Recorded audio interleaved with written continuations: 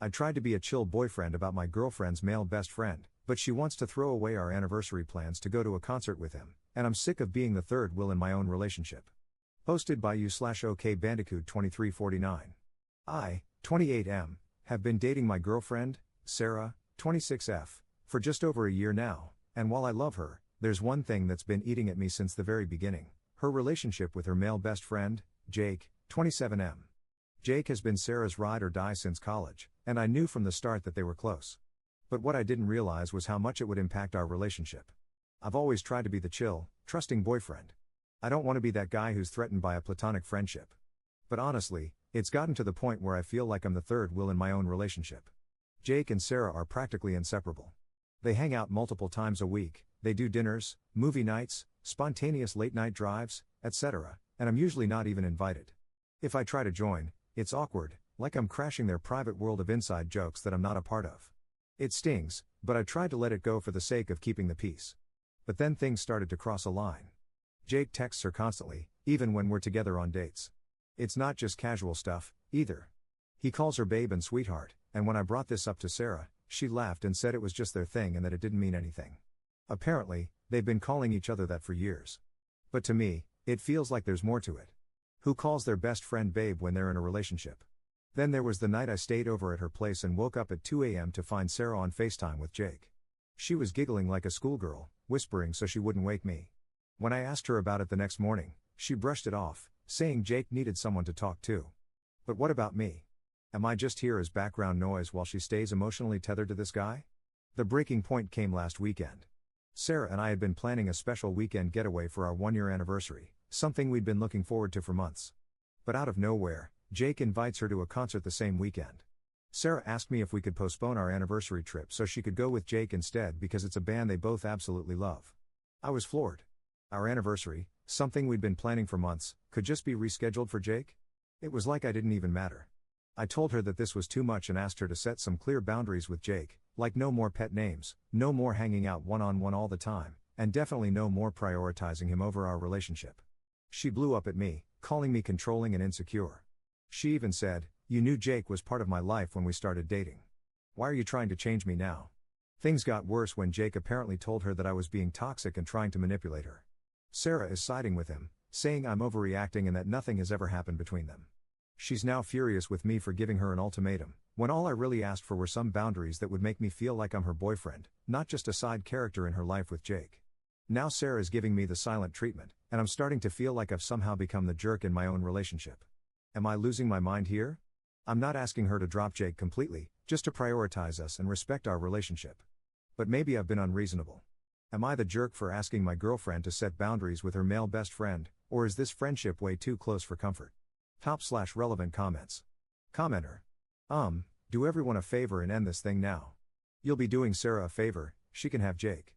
You'll be doing Jake a favor, he can have Sarah. Most of all though, you'll be doing yourself a huge favor, because you can find someone who sees you as her ride or die and someone who is actually loyal to you. After all, loyalty is the single most important factor in friendship, not being nice or liking the same things. Sarah doesn't believe she needs to be loyal to you. You know how I know? We can only truly know what we believe, versus what we think we believe, by watching how we act. Her actions speak volumes. Update 2 days later. I first want to thank you all for the amazing support you've given me. After reading through the comments and talking to some of you, I made up my mind. I was done being second place in my own relationship, and I was ready to walk away. But what happened next surprised me. Saturday night, Sarah came over to talk. I was prepared to have the breakup conversation, but before I could get a word in, she told me something unexpected. She had canceled the concert plans with Jake. She said that after our last conversation, she realized how serious I was, and it made her think about everything. She told me she had been selfish, that she had taken our relationship for granted. She said she'd told Jake she couldn't go to the concert and instead wanted to spend the weekend with me. No distractions, no third wheels, just us. I was honestly shocked. Part of me didn't believe it. For months, I had been asking her to set boundaries with Jake, and suddenly, she was doing it? It felt surreal, like a last-minute effort to save something that was already broken. But she seemed sincere. She apologized, not just for the concert situation, but for all the time she had ignored my feelings, dismissed my concerns, and prioritized Jake over us. She admitted she had been blind to how much it hurt me and said she didn't want to lose me. It was emotional. She was crying, and I could see how much it scared her that I was about to walk away. For the first time in a long time, it felt like she was choosing me. But here's the thing, as much as I appreciated her apology, it didn't magically fix everything. I told her that while canceling the concert was a good step, it didn't erase all the hurt. I still felt like I had been competing with Jake for too long, and trust, once broken, is hard to rebuild. We ended up spending the weekend together as planned. We didn't go on the big anniversary trip, but we stayed in, cooked together, and had long conversations about everything: our relationship, Jake, the future. It was a roller coaster of emotions. There were moments where I felt like maybe we could make this work, but also moments where the damage felt too deep to repair. By today, I was emotionally drained. Sarah seemed to think things were heading in the right direction, but I still wasn't sure. I needed space to think. So, I told her we should take a break, give each other some time to reflect and see if this relationship was something we both wanted to fight for. She didn't take it well. She cried again, begged me not to go, said she'd prove to me that she was serious about changing. But I needed to be alone, to clear my head without all the emotional ups and downs. So I left. I haven't spoken to her since. We agreed to give it a couple of weeks before we decide anything, but to be honest, I'm still leaning toward ending things for good. Could she really have set boundaries with Jake after everything? I find it hard to believe. After months of me begging, I feel like I've already checked out of the relationship, and while her efforts are appreciated, I can't shake the feeling that it's too little too late. I'll always care about Sarah, but this whole situation has made me realize how important it is to be with someone who values and respects you from the beginning. Someone who doesn't make you feel like you have to compete for their attention. Should I give her another chance, or should I go through with the breakup? /relevant comments. Commenter. Sounds like she found your Reddit to me. Second update 8 months later. Hey Reddit. It's been about 8 months since my last update. Honestly, I didn't plan on ever coming back to this.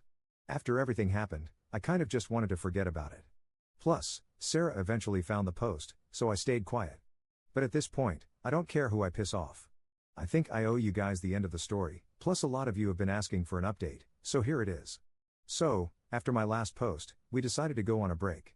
We had no contact for 2 weeks, and those 2 weeks messed with my head more than I expected.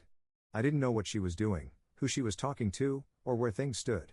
Eventually, I reached out and told her I wanted to break up. I thought I was ready. She broke down, cried, and begged. Told me she'd cut Jake off for good. Said she'd block him, delete him, whatever it took. She told me she couldn't imagine her life without me and just wanted one more chance. And like an idiot, I gave it to her. Because I still loved her. This was the second person in my life I could say I truly loved. I didn't want to start over with someone new when I'd known her for so long. She wasn't just my partner, she was my best friend. I didn't want to lose what we had. At first, things were okay. She was more present, we spent more time together, and she tried harder. But I wasn't the same. I had this weird feeling in my gut that I couldn't trust her, even if I pretended to. I just couldn't forget everything that happened. And I won't sit here and act like I was perfect either. When she was trying her hardest, I wasn't putting in the same effort. That hurt her. This went on for about 3 months. It started getting better, little by little. I thought we were making progress. I still wasn't all the way in, but I could finally say I saw a future with her. But the thing that really bothered me? Jake. She did stay true to her word and unfollowed him when we first got back together. This was almost 4 months ago. But one day while I was at work, I was scrolling on IG and saw that they had followed each other again. I asked her about it, and she said it didn't mean anything, that they weren't talking. I let it go. Maybe I didn't want to know the truth. Fast forward a few weeks. We were at my place, and she had fallen asleep first. That's when I saw an Instagram notification. I couldn't open it, didn't know her password, and I wasn't about to try and scan her face while she slept. So I ignored it. I couldn't sleep. I was restless. But I told myself I was overthinking, and I wanted to trust her. Fast forward another week. We went on vacation and were staying at a hotel. She asked me to grab something from the car, but the hotel room key was on her phone. So she handed it to me. That's when my insecurities got the best of me, and I snooped while walking to the car. That's when I saw it, DMs from Jake. And honestly, I felt nauseous. Not just old ones. Recent. Some unanswered, but some she did reply to. Messages about how she couldn't stand being apart from him. How it killed her to block him. How she missed talking to him. How she wanted to see him again. And then the part that really broke me, how she had developed feelings for him but was scared to leave me because then it wouldn't be Jake and Op. It would just be Jake. She talked about how she didn't want to lose both of us. She had even seen him behind my back. When she said she was going to the gym, she was going to his place. I came back to the room and didn't say anything. I laid in bed, numb. She eventually got up to take a shower, and while she was in there, she texted me asking if I went through her phone. At first, I lied. But then she said when she opened Instagram, it was still on her DMs with Jake, something she didn't leave open. So I admitted it. I told her I read everything and couldn't believe she lied to me again. Her response was, "You weren't supposed to see that." I completely lost it. She tried playing the victim card, telling me I broke her trust by going through her phone and that I wasn't supposed to read what she told Jake. Like I was the bad guy in this situation. That was it for me. I didn't ask for explanations. I didn't want to hear any more lies. I shut down completely. I stopped texting her and only spoke when necessary for the rest of the trip. We had driven 6 hours from our hometown to visit some friends, so I couldn't just leave. We acted normal in front of our friends until it was time to go. The 6-hour drive back home was complete silence. I drove most of the way and didn't speak to her at all. When I dropped her off at her place, she tried to talk to me, even tried to kiss me goodbye. I pushed her away and asked her to get out of the car. Later that night, I texted her that I was done. I didn't want to talk anymore. She tried to explain, but at that point, there was nothing left to say. I gave her so many chances and she still chose to lie. Again, I don't know if anything sexual happened between them, and at this point, I don't care anymore.